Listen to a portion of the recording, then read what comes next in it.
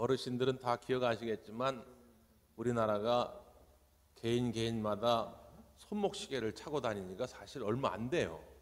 지금은 다 스마트폰도 있고 시계도 있지만 옛날에는 부잣집 사람들이나 집에 시계가 있고 웬만한 집은 시계가 없던 시대가 있었거든요. 그때 이야기입니다. 한 시골에 목사님이 정말 어렵게 벽시계 하나를 구하는 거예요. 그때 게 비쌌거든요. 그래가지고 그 벽시계를 저 예배당 뒤에다가 이렇게 걸어놓은 것입니다. 근데 이제 문제가 뭐냐면 낮이고 밤이고 교회에서 뭐 기도 좀 하려고 그러면 성경 좀 보려고 그러면 예배당 문을 동네 사람들이 불쑥 열고 들어가지고 목사님 지금 몇 시예요? 물어보는 거예요. 다 시계가 없으니까 그냥 길을 가다가 일을 하다가 시간이 궁금하면 교회 와가지고 목사님 자꾸 물어보는 거예요. 그러니까 목사님이 집중을 할 수가 없는 거죠. 그래서 어떻게 하면 좋을까 하다가 결단을 내린 거예요. 그 비싼 시계를 예배당 안이 아니라 교회 바깥 벽에다 붙여놓게 된 거예요. 그러면 이제 시계가 궁금한 사람들은 지나가다가 이제 마음껏 보라고 말이죠. 아유, 이제는 드디어 내가 기도할 때 방해하는 사람 없겠지. 그러고 있었는데 아니 기도 안에 또 문을 벌떡벌떡 열고 들어와서는 물어보는 거예요. 뭘 물어봐요? 네, 목사님 저 밖에 있는 시간 맞는 거예요? 또 물어보고 또. 참 믿지 못하면 아무리 설명해도 아무리 눈앞에 갖다 보여줘도 받아들이지 않습니다.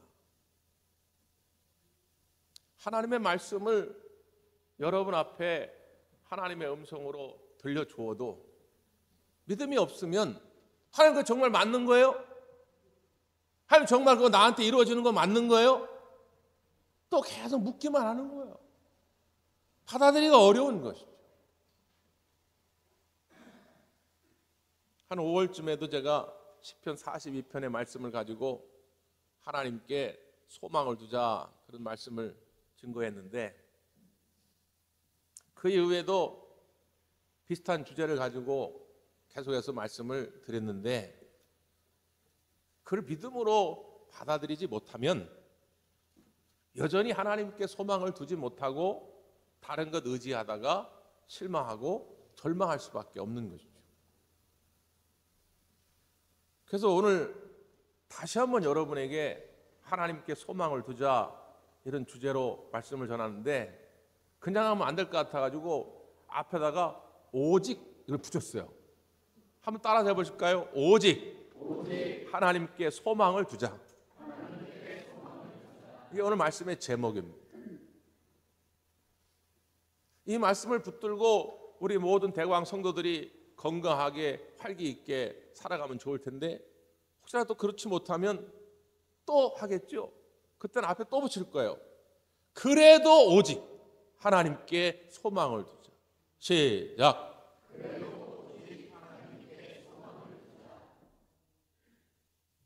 잘 안 되면 계속 앞에다 뭘 붙일 거예요. 사랑하는 성도 여러분, 오직 하나님께 소망을 두시기를 바랍니다. 그래서 오늘 본문 146편을 택했는데 이렇게 시작이 됩니다. 우리 1절과 2절을 한번 볼까요? 1절, 2절 시작. 할렐루야 내 영혼아 여호와를 찬양하라. 나의 생전에 여호와를 찬양하며 나의 평생에 내 하나님을 찬송하리로다. 아멘. 오늘 호산나 찬양대하고 미리 얘기된 것도 아닌데 오늘 말씀의 주제가 할렐루야인데 얼마나 할렐루야가 중요한 것인지 하나님께서 다른 말은 한마디도 하지 않게 하고 할렐루야만 수십 번 했어요. 몇 번 했는데 내가 처음에 쉬어보다가 한 10번쯤 하면 설교 시간에 이거 써먹어야지 한 오늘 10번이나 했는데 10번을 넘어가 셀 수가 없이 계속해. 하나님이 얼마나 중요한지 할렐루야만 계속하게 하셨다고. 여러분 할렐루야가 무슨 뜻입니까? 그렇지요.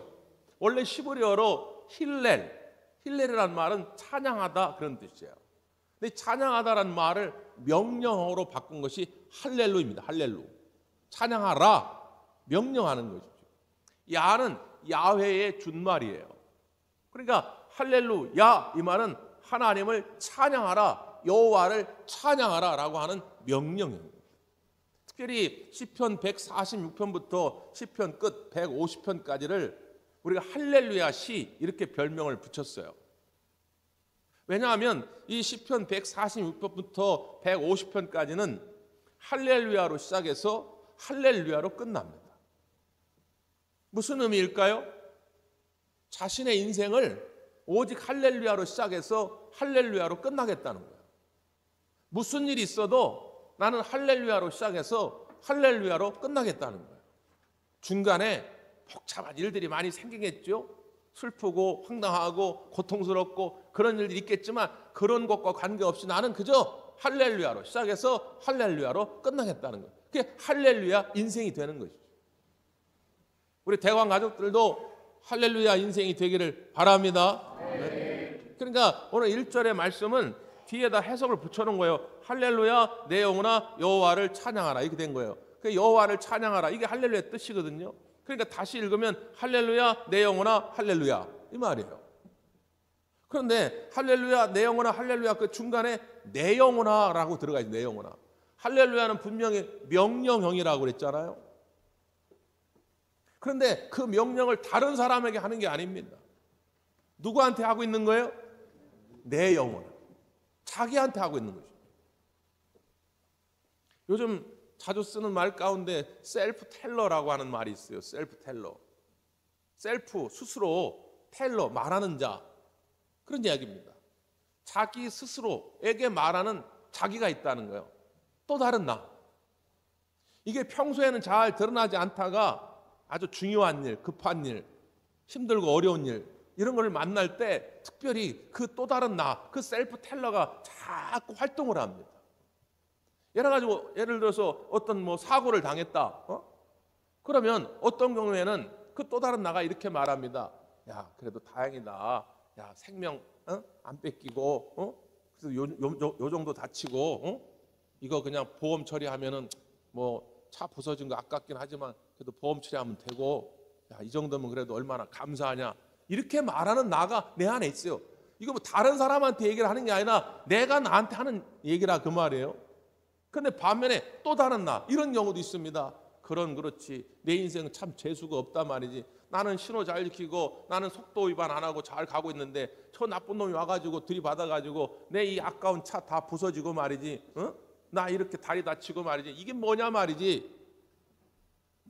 그러면서 자기 자신에게 또 불평하고 자기 자신에게 원망하는 그런 또 다른 나가 있다는 거예요. 여러분은 어떤 나를 키우며 살아가고 있습니까? 어떤 셀프 텔러가 여러분의 주된 모습이냐 그 말이죠. 그러니까 이 시편 기자도 그걸 아는 거예요. 그 수많은 또 다른 나 가운데 그런 부정적인 것들은 다 물려쳐 버리고 오직 할렐루야, 나는 할렐루야만 하는 외치는 그런 인생이 되겠다라고 자기 스스로에게 명령하고 있는 거죠.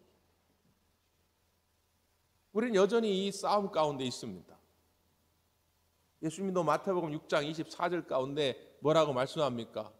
사람이 두 주인을 섬길 수가 없나니 이를 미워하거나 저를 사랑하거나 이를 중히 여기거나 저를 경히 여기거나 하나님과 재물을 겸하여 섬길 수 없느니라.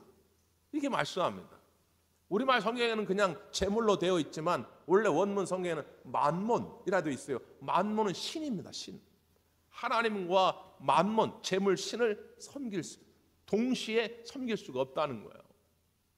그러니까 우리의 주인이 오직 하나님이시면 우리는 늘 할렐루야 인생이 됩니다. 좋을 때, 기쁠 때만 아이고 할렐루야 하나님 드디어 내가 기도하는 게 응답됐어요. 목사님 축하해 주세요. 그런 게 아니고요. 하나님만 내 삶의 주인이 되면 어떤 상황 속에서도 할렐루야를 외치게 돼 있다 그 말이에요.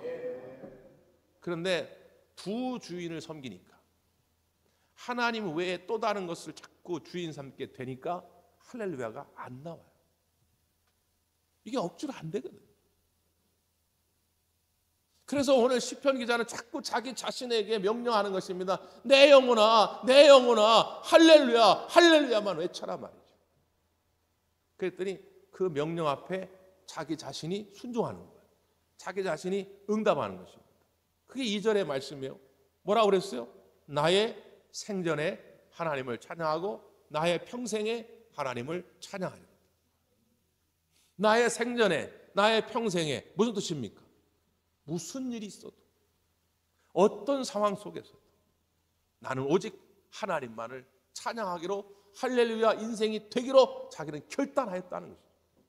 오늘 이 아침에, 오늘 이 말씀을 통하여 여러분도 결단할 수 있기를 바랍니다.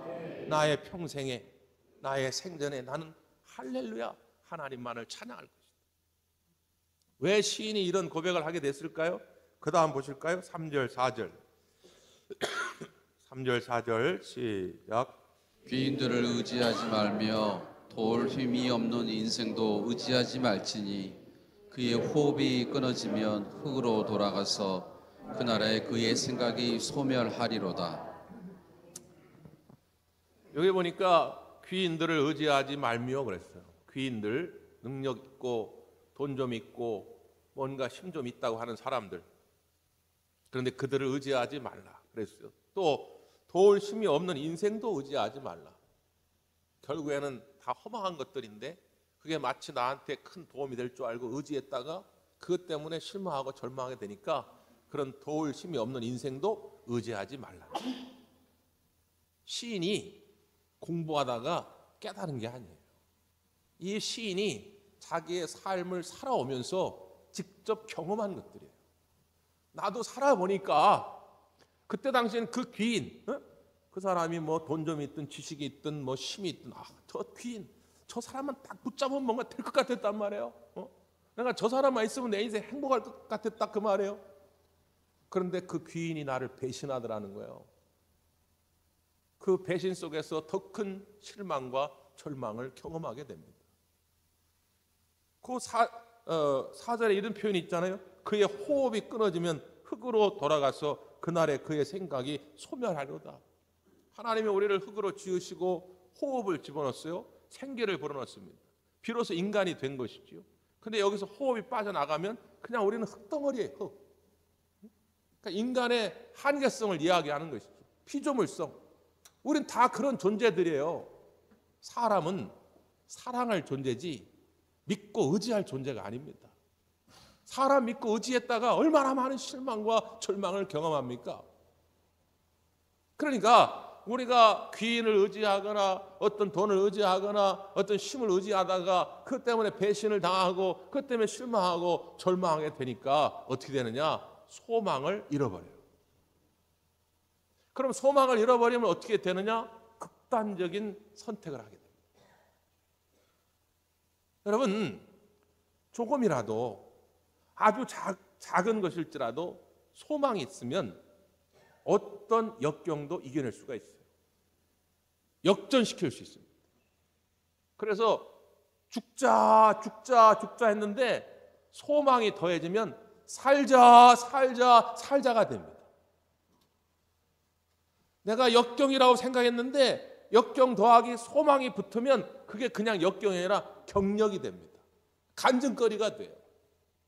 사랑하는 성도 여러분, 이 소망을 놓지 않기를 바랍니다. 그래서 우리가 지난 카타르 월드컵 때도 우리가 늘 노래했던 게 뭡니까? 중꺾마. 중요한 것은 꺾이지 않는 마음입니다. 무슨 일이 있어도 꺾이지 않는 그 마음, 그 마음을 조금이라도 갖고 있으면 어떤 역경도 이겨낼 수 있다고 말해요. 근데 문제는 뭐냐? 그 궁극적인 그 소망의 힘이 어디서 나오는지를 알아야 한다. 자, 시인은 이렇게 고백합니다. 5절 보세요. 5절 시작. 야곱이 하나님을 자기의 도움으로 삼으며 여호와 자기 하나님에게 자기의 소망을 두는 자는 복이 있도다. 아멘. 하나님을 자기의 도움으로 삼고 하나님께 자기의 소망을 두는 자가 복이 있다는 거예요. 귀인들을 의지하고 도울 힘이 없는 인생 의지하고 돈과 명예와 사랑 관계 이런 거 의지했다가 결국 소망을 잃어버리게 되니 그런 거 붙잡지 말고 하나님께만 소망을 두라는 거예요. 하나님께만 소망을 두면 어떤 상황 속에서도 할렐루야 할렐루야 외치게 될 줄 믿습니다. 이게 믿음의 사람들이고 이게 소망의 사람들이에요. 근데 하나님께서 그런 기회와 시간을 줬음에도 불구하고 자꾸 다른 것 바라보고 생각하다가 결국 기운이 빠지거든. 그러니까 요즘 운전하다가 깜짝깜짝 놀랄 때가 종종 있는데, 우리가 이제 우회전하게 되면 횡단보도에 보행 신호가 들어오면 차가 무조건 멈추게 이제 법이 바뀌었잖아요. 옛날에 사람 없으면 쑥 지나갔는데 이제는 무조건 멈춰야 돼요. 그래서 이제 횡단보도 이제 파란불 딱 들어오면 우회전하다 탁 멈춘단 말이에요. 그리고 이제 보죠. 사람 있나 없나. 근데 요즘 젊은 애들이 길을 걸어 다니면서도 핸드폰을 봐요. 그러니까 분명히 그 횡단보도 앞에 서 있어요. 근데 계속 스마트폰을 봐. 그래서 파란불이 바뀌었어요. 그러니까 저는 이제 서 있으면서 제가 분명히 횡단보도를 건너려고 저기 서 있는 것 같은데 파란불은 바뀌었으니 빨리 건너가야 나도 그 다음에 지나갈 텐데 계속 스마트폰 보고 있으니까 저게 건너려는 건지 안 건너려는지 알 수가 없는 거예요. 그러니까 저도 못 가고 계속 있는 거죠. 그래서 이제 파란 신호등이 이제 다 사라져가면, 우리나라가 참 얼마나 좋은 게 사라져가면 이제 그 초가 나오지 않습니까? 전 세계 이런 나라가 많지 않은데, 그럼 남은 초가 이제 5초, 4초 이렇게 되잖아요. 그제서야 고개를 들고 깜짝 놀라는 거예요. 파란불이 바뀐 걸 그제서 발견한 거죠. 이제 3초, 2초 남았는데 그때 막 뛰어가는 거예요. 뛰어가다 중간에 빨간불로 바뀌어요. 그래서 사고 나거든요.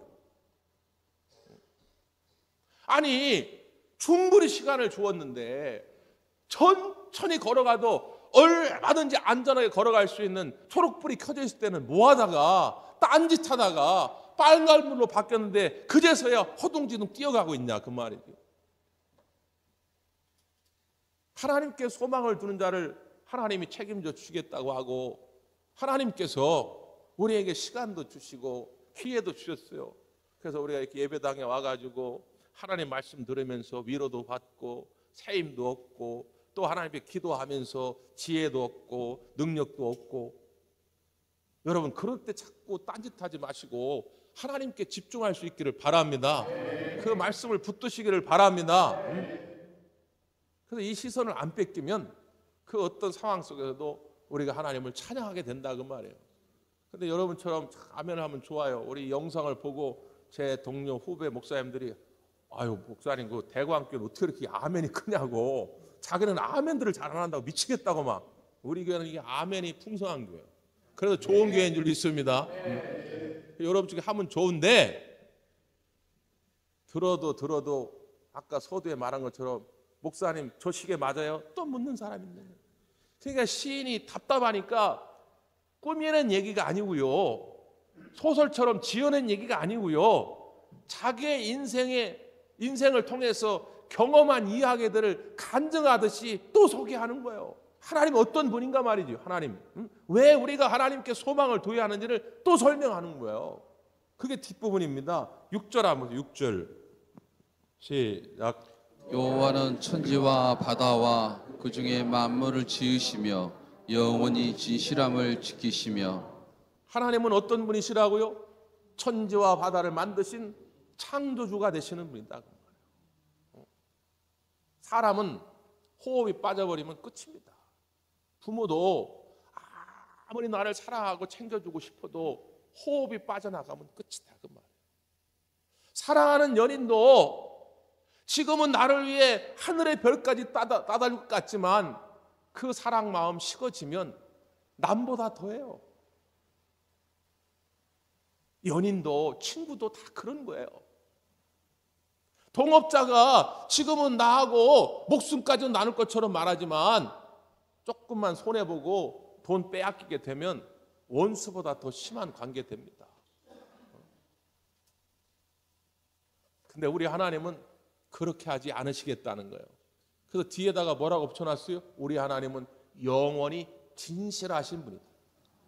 창조주가 되셔서 능력이 있으실 뿐만 아니라 하나님이 우리에게 약속하신 말씀을 영원히 어기지 아니하시고 지키시는 진실하신 분이다 그 말이에요. 하나님은 우리에게 거짓말하는 적이 없잖아요. 야, 몰라. 내가 5년 전에 너한테 그런 음성을 들렸어? 난 그런 적 없는데 몰라. 나는 그런 지킬 만한 내가 능력도 없고 자격도 없어. 하나님은 그런 분이 아니시다 그 말이에요. 영원히 진실하셔서 우리에게 주신 그 말씀을 반드시 실행하게 하실 줄 믿습니다. 그러면서 뒤에 또 이렇게 덧붙여 놨어요. 7절부터 보실까요? 7절에서 9절 말씀 시작. 억눌린 사람들을 위해 정의로 심판하시며 줄인 자들에게 먹을 것을 주시는 이시로다. 여호와께서는 갇힌 자들에게 자유를 주시는도다.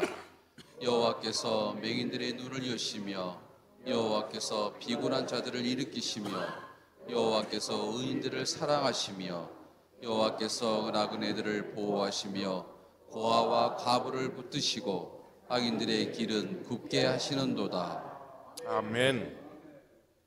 여러 말로 아주 구체적인 말로 우리에게 설명하고 있죠. 하나님은 공평하신 분이다. 지금은 네가 참 억울하고 속상한 일을 당했지만 하나님은 공평하신 분이야. 하나님이 갚아주실 것이다. 하나님은 줄인 자를 채워주시는 분이시다. 억눌린 자를 자유하게 하시는 분이다. 고아와 나그네, 과부, 특별히 사회에서 소외당하는 자들, 지금도 이런저런 이유로 손가락질하지만 염려하지 마라. 하나님은 그들을 더욱 아끼시는 분이다.